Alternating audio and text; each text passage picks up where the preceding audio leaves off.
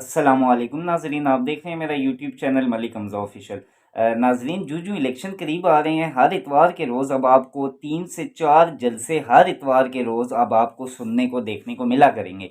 और उन जलसों में बड़ी सख्त ज़ुबान इस्तेमाल हुआ करेगी, जो सिर्फ़ और सिर्फ मुझे और आपको दिखाने के लिए यूज़ होगी। अदरवाइज़ आपको या मेरे ख्याल से पाकिस्तान के हर बच्चे को पता है कि हमारी सियासी जमातें एक ही हैं। अब आपने देखा है कि पहले हुकूमत आई है, अब आने वाले टाइम में हुकूमत आ सकती है।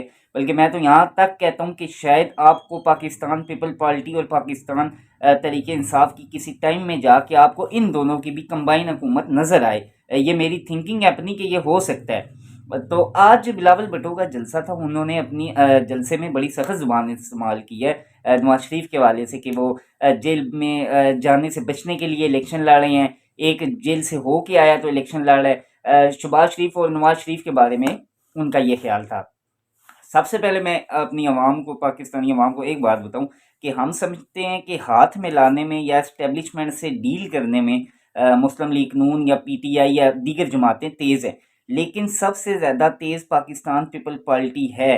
आज भी सिंध को इन्होंने हाथ के ज़रिए ही कंट्रोल किया हुआ है। अगर free and fair election Sindh में हो और लेवल प्लेइंग फील्ड वहाँ की हर पार्टी को मिले तो शायद पीपल पार्टी इतनी सीटें नहीं ले सकती है। आपको बात समझने की ज़रूरत है कि पीपल पार्टी इतनी सीटें कभी भी नहीं ले सकती अगर वहाँ पे लेवल प्लेइंग फील्ड होगी। ये मैं आपको कैटेगोरिकली क्लियर बात बता रहा हूँ।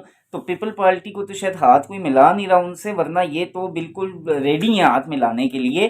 तो ये अब जलसे में बड़ी सख्त ज़ुबान इस्तेमाल करेंगे पीपल पार्टी वाले, लेकिन इसको आपने सीरियस नहीं लेना। मेरे ख्याल से ये 70-75 साल हम सीरियस लेते रहे हैं एक पार्टी की मोहब्बत में बिल्कुल अंधे होके। अगर उसने कोई सख्त ज़ुबान दूसरे के खिलाफ इस्तेमाल की है तो हम भी अपनी टोन वही रखते थे, लेकिन अब हमें ऐसा नहीं करना। अब अगर एक पार्टी दूसरी पार्टी के बारे में सख्त ज़ुबान इस्तेमाल कर रही है तो हमें उस पर हंसना है।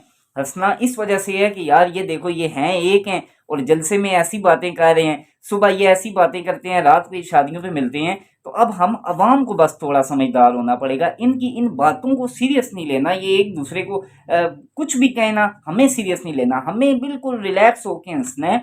बकाया इलेक्शन वाले दिन आएगा, जिसका जान दिल है, जिस पार्टी को वोट देना है वो वोट दे, लेकिन बिल्कुल लाइटर मोड में इस इलेक्शन को लें। इसको बहुत सीरियस और बहुत उस किस्म का बिल्कुल भी ना लें। अपनी जुबान, अपने अल्फाज का चुनाव दुरुस्त करें, किसी के साथ बहस मुबाहिसा बिल्कुल मत करें। हर बंदे का एक अपना राइट है कि वो किसे वोट डालता है, लेकिन कम अज़ कम ये मैं आपको बता रहा हूँ, Pakistan people party, PTI, PML, जितनी भी सारी जमातें हैं, जो जिस किसी से डील करता है वो उनका अपना एक सिनेरियो होता है। और किसी को अब वो नहीं ऑफर कराते, किसी को ऑफर कराते हैं। तो पाकिस्तान पीपल पार्टी बयान शुरू से बहुत सख्त देती रही है कि लेवल प्लेइंग फील्ड, इनको ये पंजाब वाले हैं, इनको ये।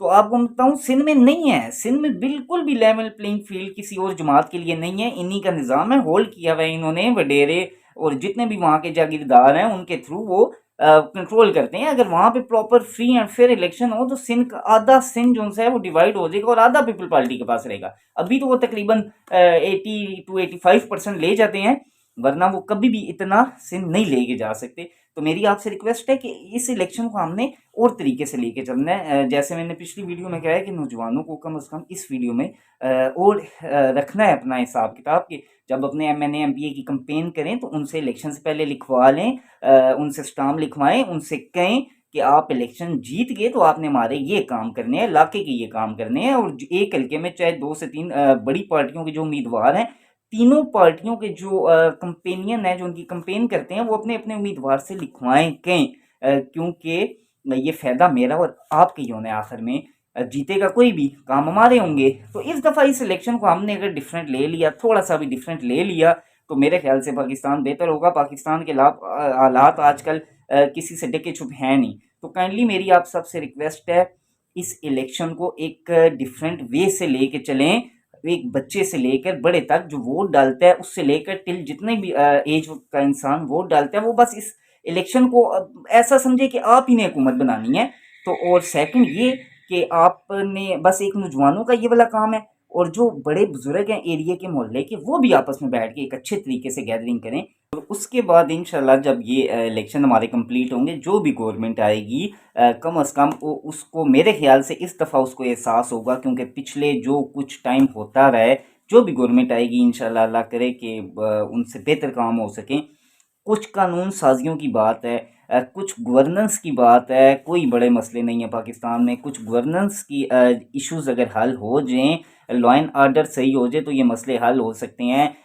हमारे जो चीनी, आटे और इन चीज़ों के जो प्राइस बढ़ते रहे हैं ना, ये कोई प्राइस कोई इतनी यहाँ पे महंगाई नहीं हुई थी। ये कुछ फैसले थे जो इधर से उधर हो गए थे और इधर से उधर हो गए थे, जिनकी वजह से महंगाई ज़्यादा हुई है। ये फैसले होते हैं गवर्नेंस।